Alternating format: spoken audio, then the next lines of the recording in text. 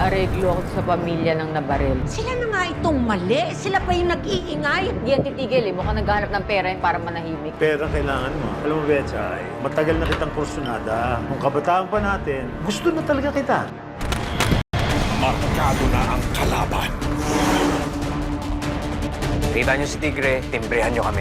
Ba't kayo pumasok? Sinanap pa kami ng cutie. QR, tama. Kailangan natin makapasok.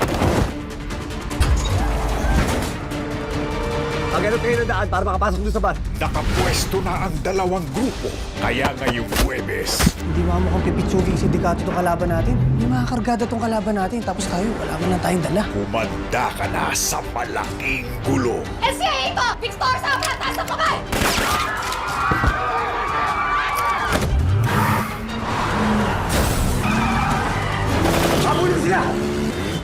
Coco Martin Sigabo.